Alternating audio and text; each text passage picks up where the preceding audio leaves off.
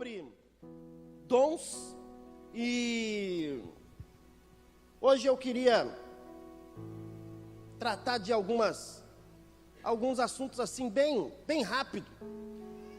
E nós estamos nessa caminhada falando exatamente sobre esses dons, sobre o trabalho, sobre a dedicação. Mas o que nós olhamos para a nossa geração, para a nossa história, nós estamos vivendo um período onde os valores estão sendo trocados. Nós ligamos a nossa televisão e o que se fala são de corrupções. O que se fala são de milhões e bilhões de reais jogados fora, ou alguém pegou, né? Não jogado fora, mas a nossa nação tem vivido essa troca de valores. E ainda, não somente nessa área, mas em todas as áreas, a nossa nação tem passado por essa transformação dos valores. E nós temos perdido muito. Alguns anos atrás, nós encontrávamos países que, quando iriam nos tribunais, colocavam-se a mão sobre a Bíblia, juravam-se, né, de dizer apenas a verdade. E hoje nós olhamos para esses países e eles não estão mais aceitando a Bíblia como uma regra de fé. Os valores estão sendo mudados. E estamos vivendo uma pressão. A gente vive essa pressão para que líderes, para que cristãos não sejam mais ouvintes e que nós não sejamos o que a palavra de Deus determina que nós sejamos. A Bíblia é o nosso manual de conduta. A Bíblia é a nossa regra de fé.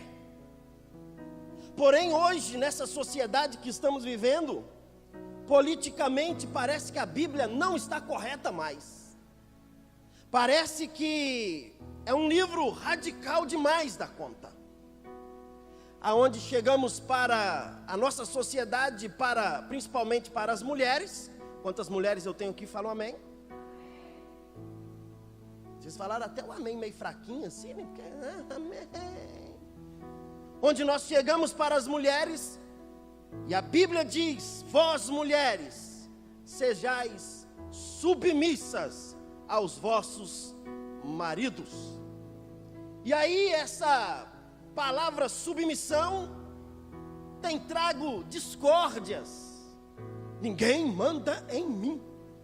E por aí afora vai. Mas a palavra submissão significa assumir ou aceitar a missão do outro. E qual é a missão do marido? Onde nós chegamos para ele e dizemos para ele: olha, o que a Bíblia está dizendo, e ela é o nosso livro de regras de fé. A Bíblia diz que vós, maridos, amai as vossas mulheres, como Cristo amou a igreja. E aí a gente olha para alguns e eles dizem: pastor, o senhor não sabe como que essa mulher é uma cobra. E aí vem por aí afora. Nós estamos vendo que os filhos estão perdendo a referência do pai e da mãe e não os respeitam mais. Filhos não querem tratar os pais com respeito, com dignidade.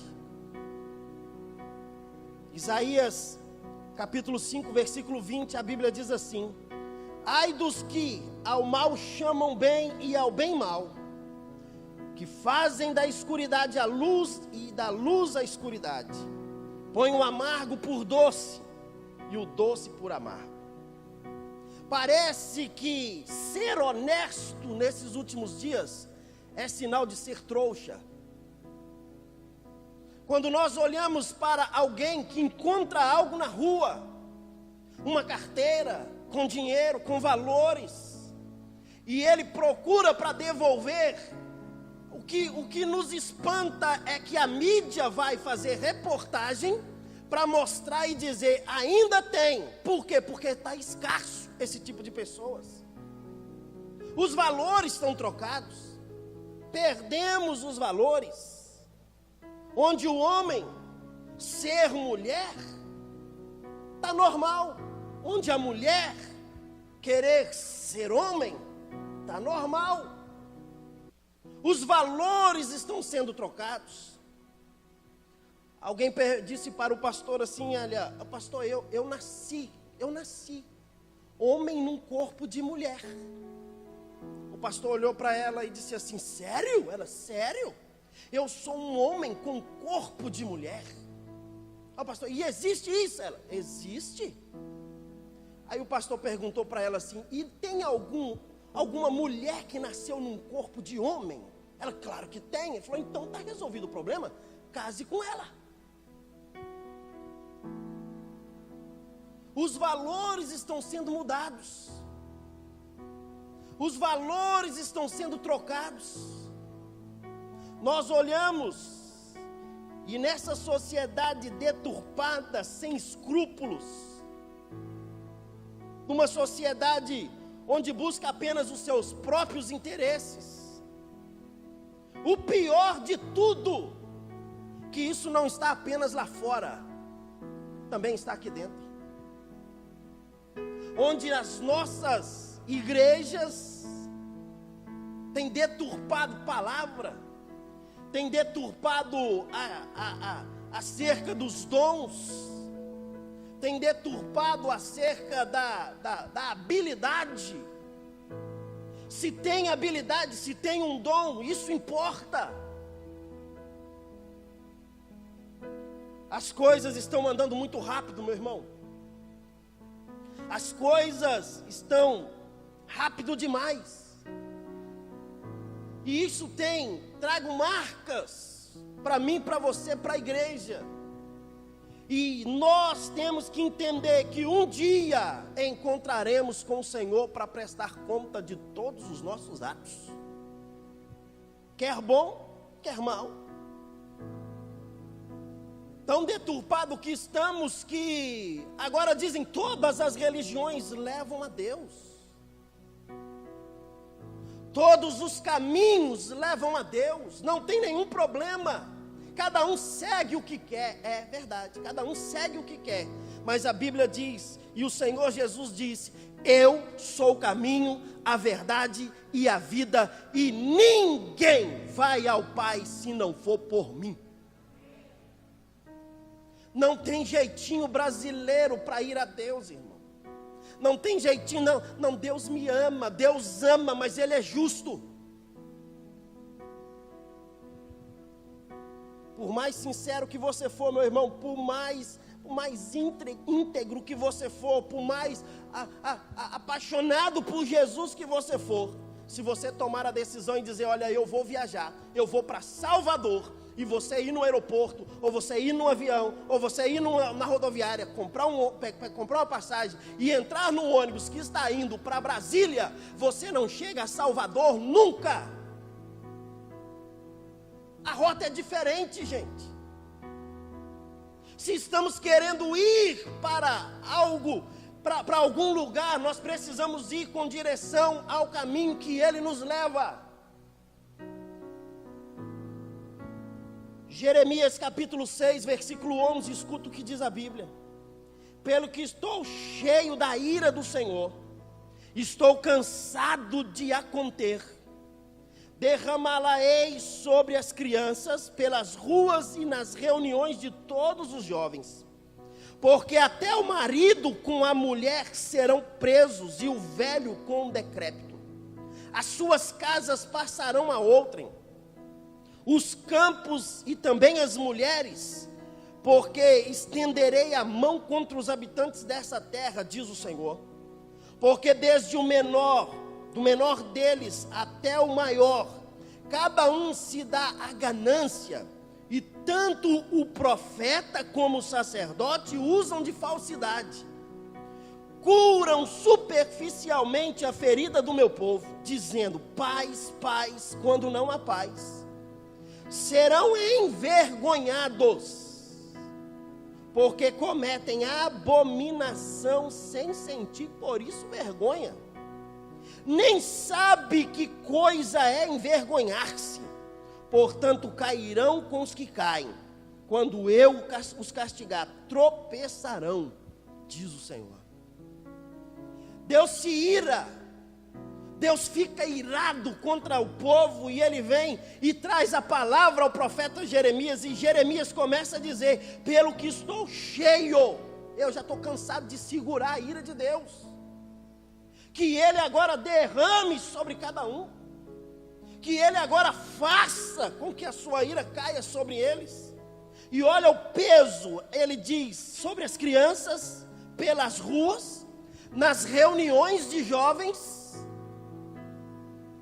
porque até o marido com a mulher serão presos, o velho será decapitado, suas casas darei a outros, os campos e as mulheres estenderei a mão contra eles, desde o menor até o maior. Por quê? Porque eles estão corrompendo a minha palavra. Olha o que o profeta está dizendo. Tanto profeta, então significa que ter dons, que ter habilidades, não nos aproxima de Deus. Ser pastor, ser o profeta, ser o sacerdote, também não nos aproxima de Deus. É apenas um título. E ele diz: até o pastor, até o sacerdote usam de falsidade. Estão dizendo: está todo mundo curado, onde não há cura, onde não há paz, onde está tendo guerra. Estão trazendo um evangelho fácil, estão trazendo uma palavra fácil. Ele fala de pastores que estão curando as feridas superficialmente do povo, dizendo: está em paz, mas não tem paz. Estamos querendo vida com Deus sem santidade. Estamos querendo vida com Deus, e ao mesmo tempo muitos sacerdotes estão dizendo: não tem problema. Mas eu creio que Deus há de levantar homens e mulheres temente a Ele nesses últimos dias. Homens e mulheres que têm compromisso com a sua palavra. Homens e mulheres que tocarão nas feridas, não para expor as feridas, mas para curar as feridas. Homens e mulheres que falarão aquilo que precisa ser falado. Homens e mulheres que, quando não estiver bem, vão dizer: não está nada bem, não está bom, precisamos de cura, precisamos de libertação, precisamos de voltar a nossa vida para Deus. E quando nós falamos sobre isso, voltar a vida para Deus, a gente fala de voltar o coração para o Senhor. Voltar a nossa vida para o Senhor é começar mostrando que uma sociedade como a nossa, que está vivendo no caos, também havia Éfeso, que vivia a mesma prática e as mesmas coisas. Paulo começa no capítulo 19, e ele vai falar com essa igreja.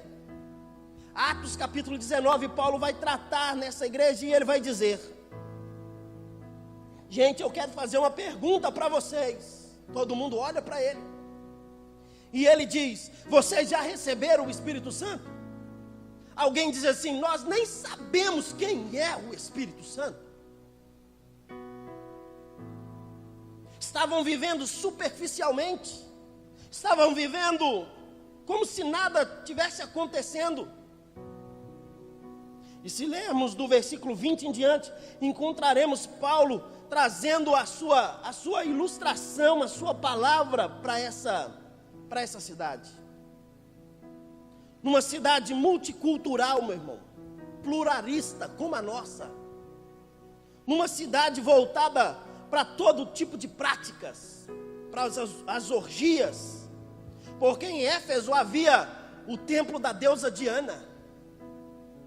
Uma mulher que era profetisa, e ela tinha cerca de aproximadamente 6.000 mulheres que se prostituíam. Uma cidade aberta a tudo, que vivia a imoralidade, que vivia a perversão. Era um lugar onde era o pensador, trazia a sua ideia de perversão, e havia uma abertura total para as suas ideias. Paulo chega a Éfeso e ele começa a tratar sobre essas ideias. E quando ele chega, ele começa a dizer as palavras do Senhor. E a primeira coisa é: vocês têm o Espírito Santo? Porque se temos o Espírito Santo, a nossa vida não é voltada para o engano. Porque Ele é luz. Porque Ele nos ilumina o caminho, porque Ele nos mostra aonde devemos seguir, porque Ele nos leva aonde precisamos ir. Quando nós olhamos para essa sociedade que está deturpada, nós olhamos e estamos vendo que o que falta nessa sociedade é a presença do Espírito Santo dentro deles. Onde ocultismo havia, onde havia mágicos, Paulo chega, expulsa esses demônios, e ele começa a trazer a palavra. Aqueles que viviam no ocultismo começam a se converterem, vão para as praças, e eles começam a queimar, e a história diz que eles queimam cerca de quase 50.000 livros de bruxarias. Começam a desfazer de tudo aquilo. Olha o que diz a Bíblia, Atos capítulo 19, versículo 11. E Deus, pelas mãos de Paulo, fazia milagres extraordinários, a ponto de levarem os enfermos, lenços e aventais do seu uso pessoal, diante dos quais as enfermidades fugiam das vítimas e os espíritos malignos se retiravam. Milagres extraordinários aconteciam. As coisas estavam acontecendo dia após dia. As pessoas estavam sendo curadas com simplesmente um avental, com simplesmente um lenço que eles levavam do apóstolo. Mas havia na vida de Paulo santidade, havia na vida de Paulo integridade. Havia a palavra de Deus dentro do seu coração. Paulo vai ensiná-los, e num período de aproximadamente 2 anos, vivendo esse mover sobrenatural, sai agora alguns para fazer as mesmas coisas que Paulo fazia. Atos capítulo 19, versículo 13. E alguns judeus, exorcistas ambulantes, tentaram invocar o nome do Senhor Jesus sobre pessoas de espíritos malignos, dizendo: esconjuro-te no Jesus que Paulo prega. Os quais faziam isto eram 7 filhos de um judeu chamado Cefas, um sacerdote. Mas o espírito maligno lhes responderam: conheço a Jesus e sei quem é Paulo, mas vós, quem sois? E o possesso de espírito maligno saltou sobre eles, subjugando a todos, e de tal modo prevaleceu contra eles que, desnudos e feridos, fugiram daquela casa. Eles agora entendem: nós já estamos prontos, porque estamos 2 anos andando aí com Paulo está fazendo, a gente pode fazer também.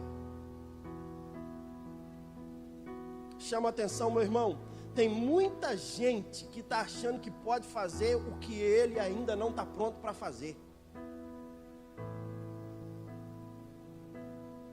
Falar de dons, sim, é falar de habilidades. Mas existem situações que não é a nossa habilidade, tem que ter a dependência do Senhor. E aí esse povo vai para expulsar demônios. E eles não conseguem, porque eles vão de forma errada. No versículo 16, diz assim: porque Paulo já havia determinado não aportar em Éfeso, não querendo demorar-se na Ásia, porquanto se apressavam com o intuito de passar o dia de Pentecostes em Jerusalém, como lhes fosse possível. De Mileto mandou a Éfeso chamar os presbíteros da igreja, e quando se encontraram com ele, disse-lhes: vós bem sabeis como foi que me conduzi entre vocês em todo esse tempo, desde o primeiro dia em que entrei na Ásia, servindo o Senhor com toda a humildade, lágrimas, provações, que pelas ciladas dos judeus me sobrevieram, jamais deixando de vos anunciar coisa alguma proveitosa, de vos ensinar publicamente e também na vossa casa. Testifico também a judeus como a gregos o arrependimento para com Deus e a fé em nosso Senhor Jesus Cristo. Paulo agora vai começar a mostrar para eles que eles precisavam voltar o coração para Deus. Começa então a organizar a igreja. Começa a trazer as suas orientações, as instruções. Paulo trata com eles sobre lobos vorazes que iriam surgir no meio do rebanho e que não iria poupar as ovelhas, as pessoas.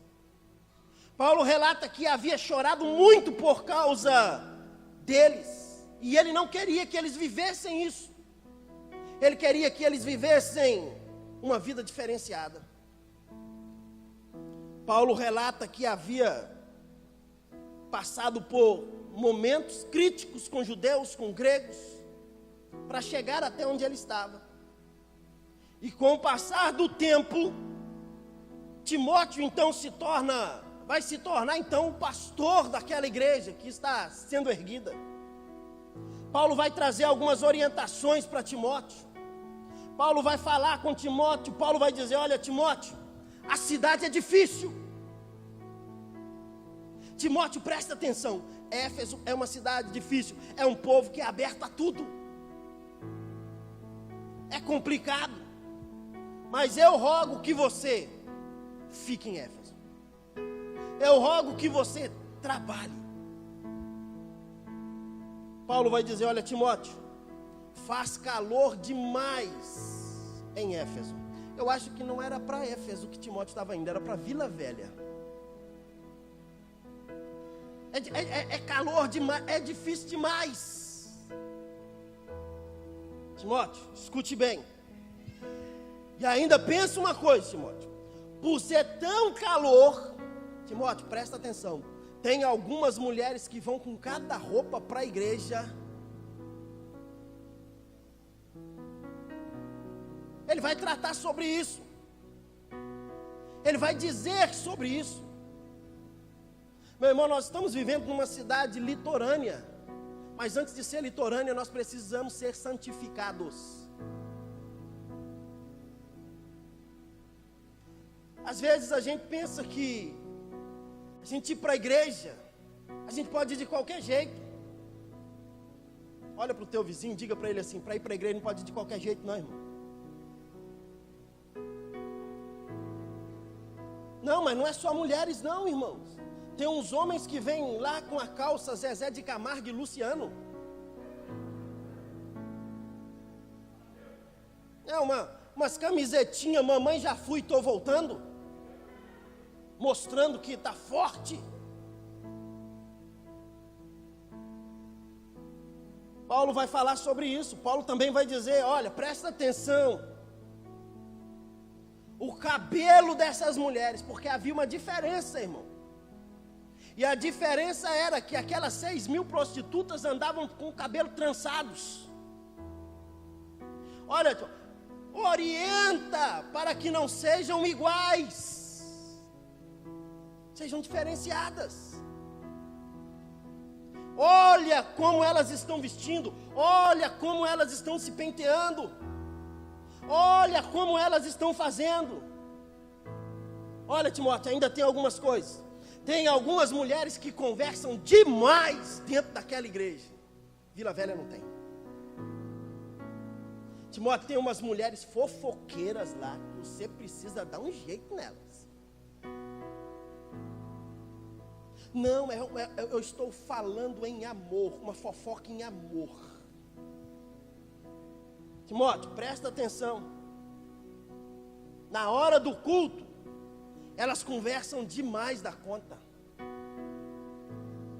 Timóteo, vou te dar uma instrução, assim como disse para Corinto. É bom que a mulher fique calada dentro da igreja.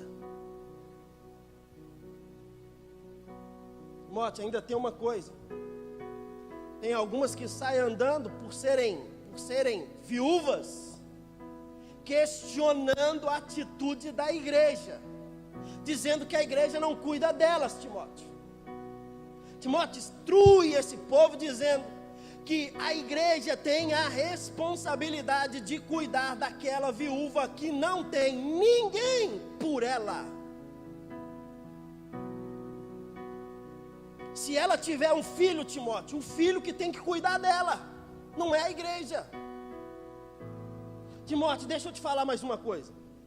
Existe algumas pessoas que estão querendo ainda lucrar com os dons que eles têm, com o amor, com a piedade, com aquilo que ele tem, e estão cobrando para fazer algumas coisas, Timóteo. Paulo estava querendo relatar isso tudo para Timóteo, e ele ainda diz, olha, Timóteo, e tem algumas ainda que estão dizendo que o pastor está ganhando demais, que é melhor diminuir o salário dele. Timóteo, abre o olho, fica esperto, porque com tudo isso, você vai ter que aprender a lidar. E eu só pergunto para você, você conhece alguém assim que faz todos esses questionamentos?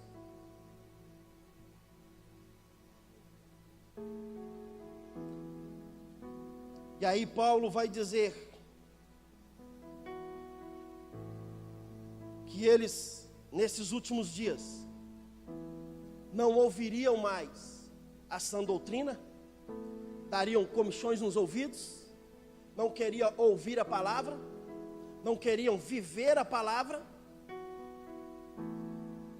E Paulo vai dizer, Timóteo, esse povo de Éfeso é um povo que tem duas faces. Esse povo de Éfeso, traduzindo, é um povo que tem duas caras. Dentro da igreja, está querendo mostrar uma coisa, do lado de fora são outro totalmente. Por isso eu quero trazer essa manhã, essa palavra sobre esse assunto, as duas faces. E você sabia que todos nós temos duas faces? Dá uma olhada para o seu irmão aí, diga para ele, você tem duas faces. Aqui eu estou vendo. Não, meu irmão, mas fala com ele, você tomou café hoje pela manhã, fala com ele, aqui eu estou vendo. E aqui você realmente é.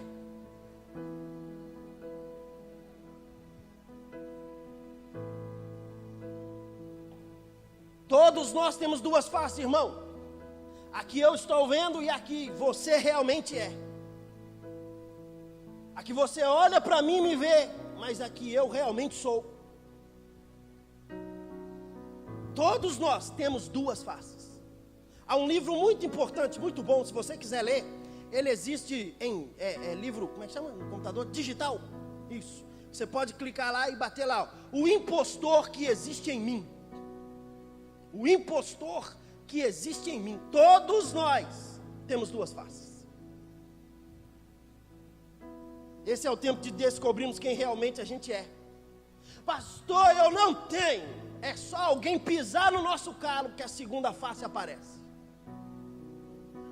É só alguém, meu irmão, pegar emprestado com a gente e não pagar, que a segunda face aparece.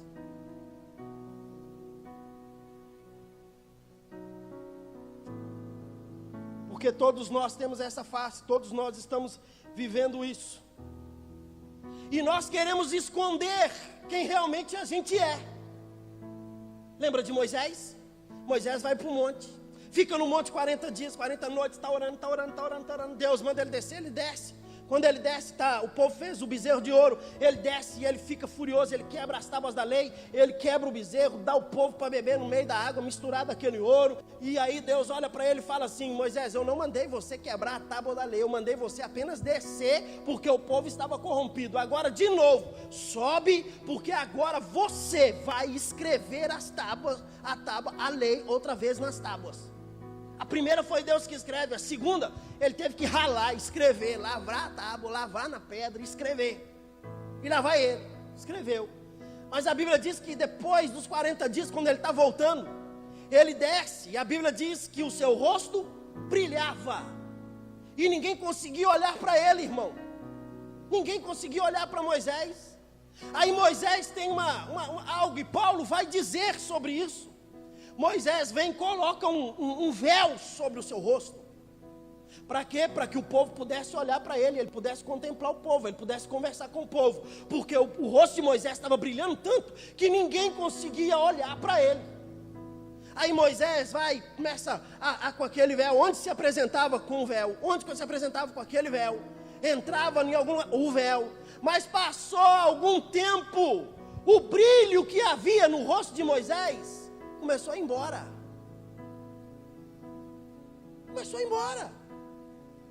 Naturalmente, saindo. Todos nós temos duas faces. O grande líder Moisés, e agora o que eu faço? Se eu tirar esse véu, todo mundo vai me ver. E quando eles me veem, o que eles vão pensar de mim? Pô, Moisés, o que Moisés estava reluzente? Perdeu a presença de Deus. O que ele faz? Ele não tira o véu, ele continua sem aquele brilho mais, e ele continua do mesmo jeito, colocando o véu para se apresentar diante do povo. Quantas vezes muitos de nós, meu irmão, já perdemos o que era de mais valor e a gente continua usando o véu? A gente bota o véu para dizer: não, agora é eu. Não, mas que maravilha. Mas na hora que a gente sai, que a gente tira o véu, que a gente olha no espelho da vida, a gente sabe que a gente não é aquilo que a gente se apresentou diante do povo, e não poderíamos viver aquilo que estávamos vivendo. Todos nós temos essas duas faces, a face visível e a face invisível. Aquilo que somos no meio e aquilo que somos quando ninguém está perto.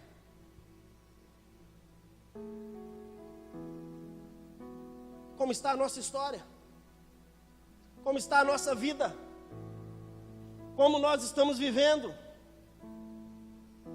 E essas duas faces são comparadas a mão e a coração. Faz assim, mão, e bate assim, coração. Mão e coração. Estar envolvido na obra de Deus requer, meu irmão, responsabilidades. Fala comigo, estar envolvido na obra de Deus requer responsabilidade. Ninguém é obrigado. Ninguém. Mas se a gente quer, tem que ser responsável por aquilo que estamos fazendo. Meu irmão, eu fico furioso, bravo.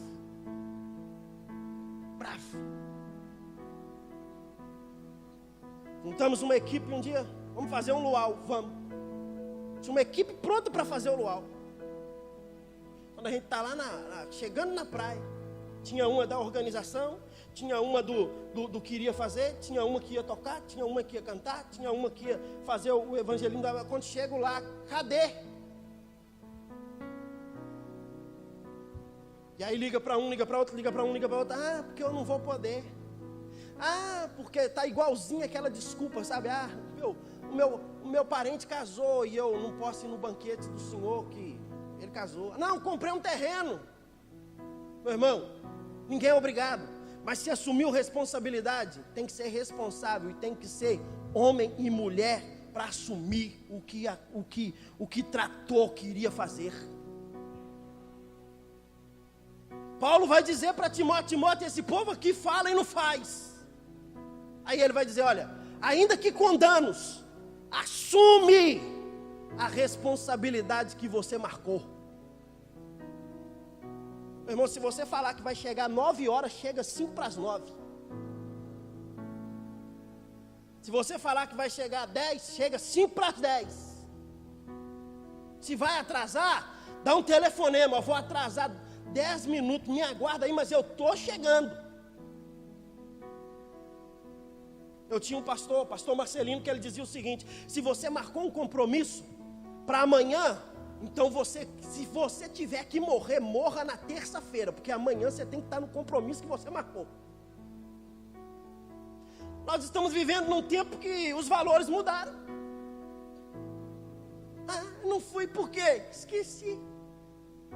Você sabia que tem gente que esquece de vir no culto domingo às 19 horas? Esqueci, pastor. Eu ligo para alguns aqui, irmão, você não veio no culto, que aconteceu alguma coisa, preocupado, irmão, pastor, esqueci. Eu olho e falo, sangue de Jesus tem poder. E de vez em quando são alguns do louvor, de vez em quando são alguns diáconos, de vez em quando são alguns da mídia. Esqueci.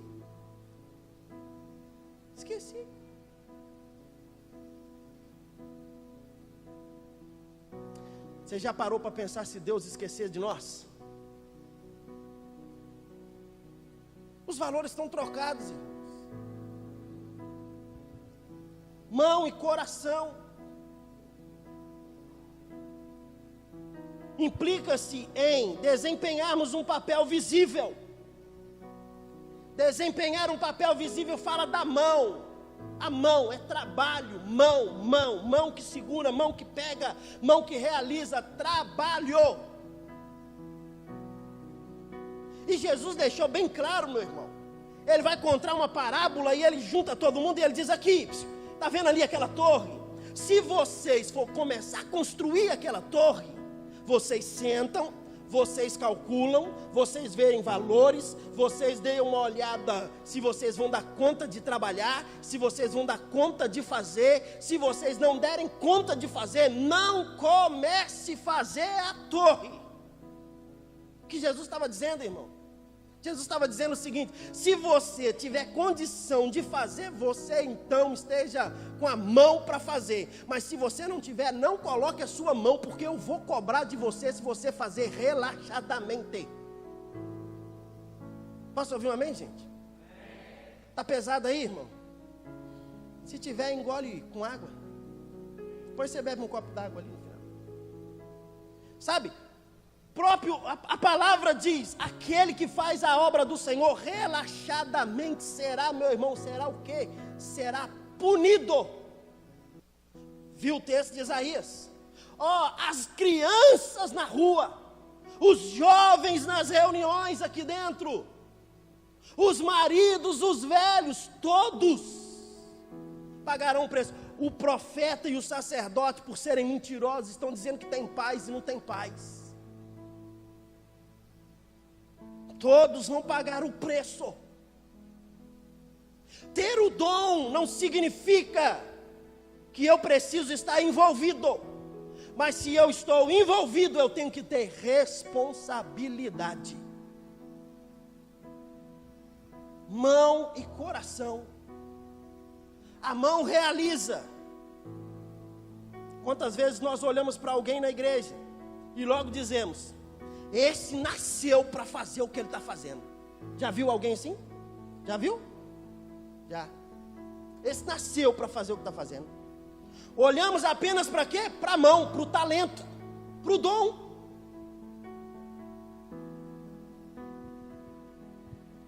Porque são talentosas, tem desempenhado um papel fundamental no seio da igreja.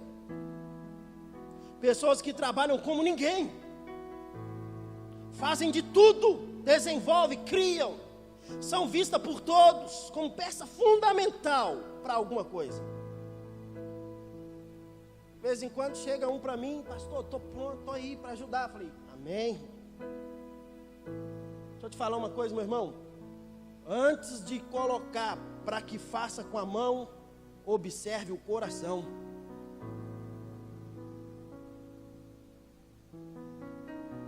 Tem gente que nem conhece, e eu vou ser sincero, o mineiro tem esse problema.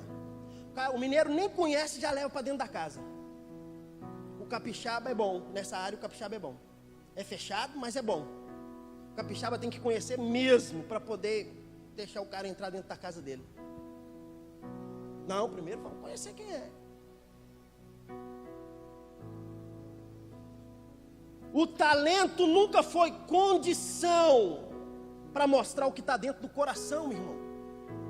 Tem muita gente talentosa, mas o coração está podre.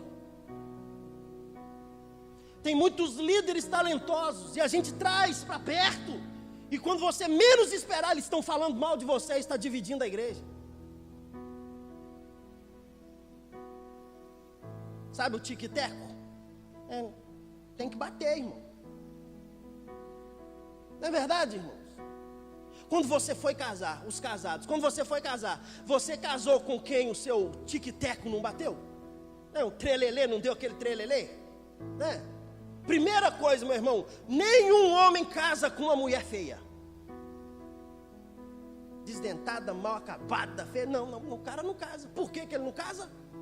Porque primeiro ele olha a estética. Ah, meu irmão, você acha que eu, do meu nível, vou andar com uma mulher feia do meu lado? Por isso que eu escolhi a pastora Meire. Ainda bem que ela está lá para trás. Por quê, irmão? A gente olha. Agora, conheço muitos que olhou só para a estética e dançou. Se lascou. O cara chegou, depois do casamento, para a mulher na lua de mel. Lá, sentado na beira da cama. A mulher acabou de tomar um banho, está arrumadinha, bonita, pronta para o... Aleluia! E o cara olha para ela, amor, deixa eu te falar um negócio. Antes de qualquer coisa, eu tenho que contar uma coisa para você. Ela diz, então fala. Ele diz assim, olha, eu quero mostrar para você os seus defeitos. E os seus defeitos são muitos, amor. O cara falando para a mulher. E ela, quando ele foi falar, ele falou, para. Ele parou. Falou assim, ó, dos meus defeitos eu conheço todos. Não precisa contar nenhum para mim. Nenhum. Eu conheço todos os meus defeitos. Se eu fosse perfeita, eu não teria casado com você. Pronto. Quem fala o que quer, ouve o que não quer. Não é verdade? A gente precisa não olhar apenas a estética, irmão. Tem que olhar o coração, a essência, lá dentro. Eu, graças a Deus, fui muito agraciado nessa área. Desde o dia que eu casei, irmão, não levo toalha para o banheiro quando vou tomar banho. Um dia eu contando isso no meio de um discipulado de pastores, eles olharam para mim e disseram assim, você é muito folgado. Eu falei assim, não, vocês que não têm uma mulher que faz para vocês, isso é inveja. Isso é inveja. Seus invejosos. Desde o dia que eu casei, irmão, vou para o banheiro, arranco a roupa e entro para dentro do chuveiro. Vem a pastora Meire com a toalha, pendura a toalha, vai lá na pia, passa, não sei se ela acha que eu estou com mau hálito, mas passa passa na escova, me entrega. E ainda pergunta, está precisando de mais alguma coisa, amor? Não, está tudo bem. O chinelo, coloca o chinelo lá na porta depois do box, para não sair molhando a casa toda. Isso é dela. Fui agraciado, irmão. Agora isso não é por fora, isso está lá dentro. Está lá dentro. Tem gente que olha e fala assim, minha família diz para mim, você é muito folgado.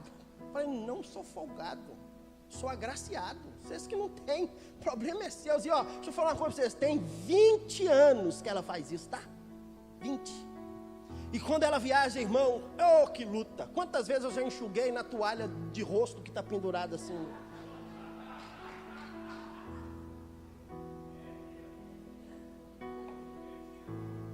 E quando não tem a toalha do rosto, eu saio desesperado, olhando a casa toda para poder pegar uma toalha. Mas pode ficar tranquilo que eu escovo os dentes, tá?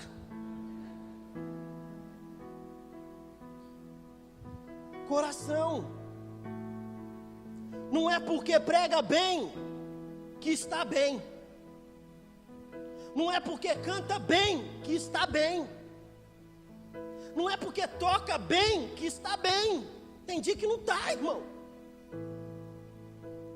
Talento nunca foi índice para a condição de coração algum. Mas nós somos atraídos pelo que estamos vendo.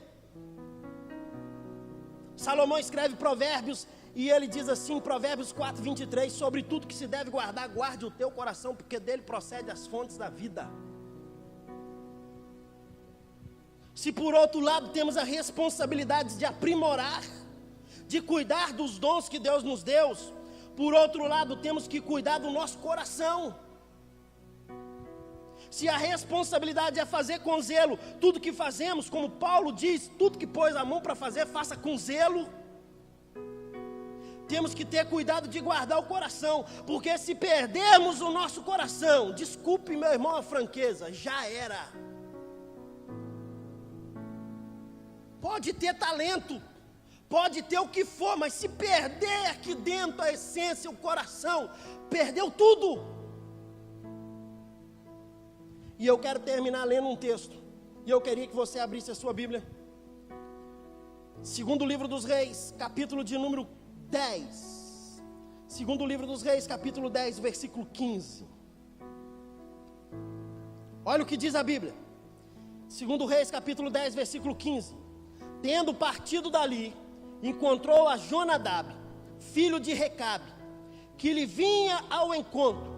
Jeú saudou e lhe perguntou: tens tu sincero coração para comigo, como o meu é para contigo? Respondeu Jonadab: tenho. Então, se tens, dá-me a tua mão. Juntamente, dá-me a tua mão. Jonadab lhe deu, e Jeú fez subir junto com ele no carro, e disse-lhe: vem comigo e verás o meu zelo para com o Senhor. E assim Jeú o fez. Olha o que diz a versão na linguagem de hoje. Jeú saiu dali e no caminho encontrou-se com Jonadab, e vendo-lhe, Jonadab, filho de Recabe, que indo falar com ele, vendo-lhe, Jeú cumprimentou e disse: será que nós dois pensamos do mesmo jeito? Sim, respondeu Jonadab. Então me dá-me a sua mão, disse Jeú. Eles apertaram as mãos e Jeú ajudou Jonadab a subir no carro de guerra e disse: vem comigo e você mesmo verá como sou dedicado a Deus, o Senhor. E Jeú levou o carro para Samaria. O contexto aqui é uma guerra, o contexto aqui é um problema, o contexto aqui, eles estão indo para fazer algumas coisas, mas quando nós olhamos para essa palavra, olha o que diz: é reto o teu coração como o meu é para com o seu.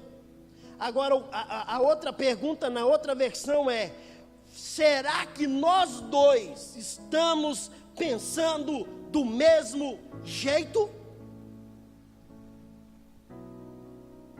Para alguém estar ao nosso lado, meu irmão, ele tem que pensar da mesma forma. Se você está casado, a pessoa que está casada com você tem que pensar com você da mesma forma. Uma construção de um casamento, de um relacionamento, para avançar, para crescer, para desenvolver, para ir além daquilo que vocês estão vivendo hoje. Tem que pensar da mesma forma. Não é um puxando para um lado, o outro puxando para o outro. Pensamentos iguais. Vai haver alguma discordância? Vai. Mas essas discordâncias é para ajustar o mesmo pensamento.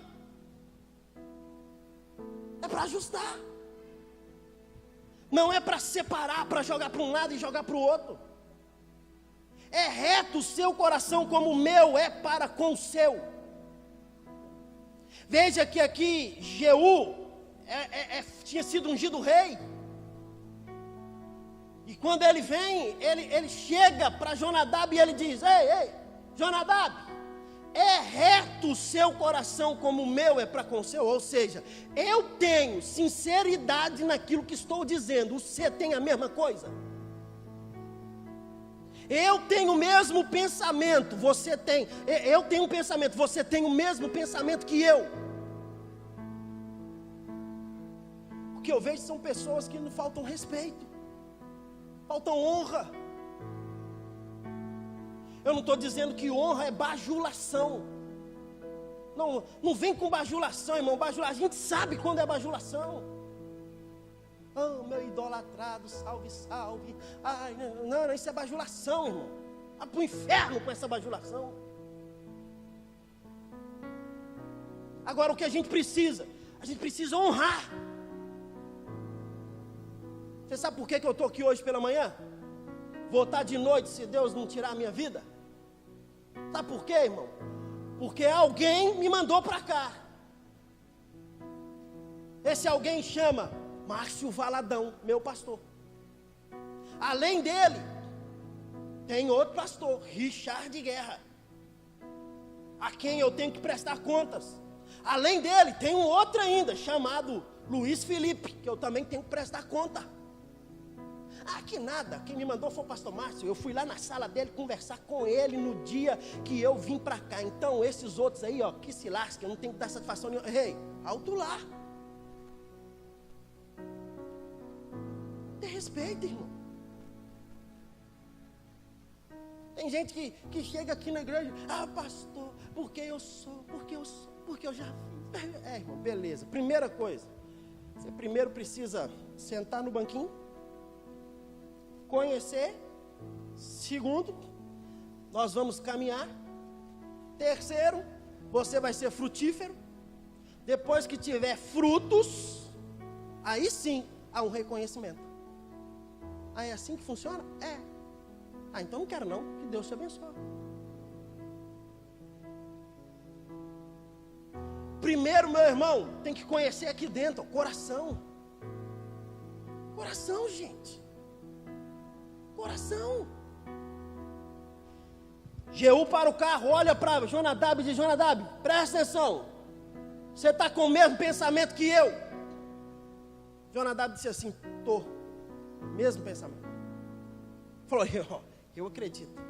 Dá-me a tua mão, ou seja, me dá o seu talento, a habilidade que você tem, habilidade, o dom que você tem, me dá na sua mão, vem, dá na minha mão, vem para cá, vem comigo. E aí olha o que ele faz. Ele, como o rei, ele que está indo, ele pega na mão, puxa para cima do carro. E ele diz assim: olha, aqui no carro, nós dois chegaremos ao mesmo tempo. Ninguém chega na frente de ninguém. Aqui no carro nós chegaremos no mesmo tempo. Meu irmão, quem tem o mesmo coração com a sua liderança, com o seu líder, seja no diaconato, seja na mídia, seja no louvor, seja onde for, quem tem o mesmo coração, quem pensa da mesma forma, ninguém chega na frente, todo mundo chega no mesmo horário igual. Deixa eu te falar uma coisa. É reto o teu coração como o meu é para com o seu? Se é, meu irmão, dá na minha mão o seu talento, vem comigo. Agora, temos que ver se é reto. Porque tem gente querendo apenas dar o coração, apenas dar a mão. A mão. E sabe aqueles que dão a mão? É quando você chega para eles como líder e diz assim: ei, irmão, isso aqui está errado. Errado por quê? Quem está fazendo sou eu. E aí começa as divisões. Por isso que o coração e a mão tem que andar junto. Talento e caráter. Se não tiver caráter, meu irmão, não serve para fazer a obra de Deus. Pode ter talento, mas não serve para fazer a obra de Deus. O dia que o meu caráter for deturpado, eu não sirvo mais para estar aqui em cima. Acabou, irmão. Vai vender picolé na praia, vai fazer o que for. Se vira nos 30. Mas tem que ter caráter. Só talento não basta. Tem que ser compromissado. Só talento não resolve. Tem gente muito boa para tantas coisas, mas não tem caráter. E se não tem caráter, não coloque do seu lado. Se não tem caráter, não deixe entrar para dentro da tua casa. Se não tem caráter, não traz para perto. Porque a mão pode ser boa, mas o coração está corrompido. E sabe o que diz a Bíblia? Que a boca fala o que está cheio, o coração. Sabe o que quer dizer isso? Para o nosso contexto do que estamos falando? Vai tomar atitudes daquilo que é peculiar dele. Se é mau caráter, vai ser mau caráter. Não vai ter responsabilidade. Não vai ter compromisso. Não vai ser fiel. Não vai honrar a Deus. Não vai honrar a liderança. Não vai honrar ninguém. E além do mais, vai denegrir a imagem de Deus, o seu filho, e ainda denegrir a imagem da igreja. Eu e você, meu irmão, temos responsabilidades com 3 coisas: com o nome de Deus, com o nome da igreja e com o seu próprio nome. Com o seu próprio nome. Honre, para que você seja honrado. E tem gente dizendo: ninguém honra. Pastor, é porque eu não sou honrado. Aí eu fico olhando. O próprio Deus diz, meu irmão: se você me honrar, eu vou te honrar. É sim, é condicional. Deus não coloca ninguém do lado dele que não tem caráter. Deus não deixa ninguém do lado dele que não tem coração. Deus não traz alguém só por causa da mão, do talento, porque foi ele que deu o talento. Mas ele dá o talento esperando que o caráter, que é você que cuida dele, que ele possa te usar com o talento que ele te deu na sua mão. Deus muda o meu caráter, Deus não vai mudar nunca. Deus não muda caráter de ninguém. Caráter peculiar nosso. Somos nós. Deus disse assim: se você me honrar, eu vou te honrar. Se você não honrar, eu vou te desprezar. Lembra de um homem chamado Saul? Deus institui como rei. Por quê? Por causa do talento, a mão, a habilidade. Homem de guerra, homem valoroso, homem bom. Mas Deus o rejeitou por causa de quê? Por causa do caráter lá dentro. Meu irmão, ser cristão, estar na igreja, ser líder, ser pastor, ser sacerdote, ser profeta, é além de ter um dom natural. Precisa ter um caráter. Eu termino perguntando: como vai aquela face que eu não conheço de você e que você não conhece de mim? Como nós estamos? Fique em pé no seu lugar.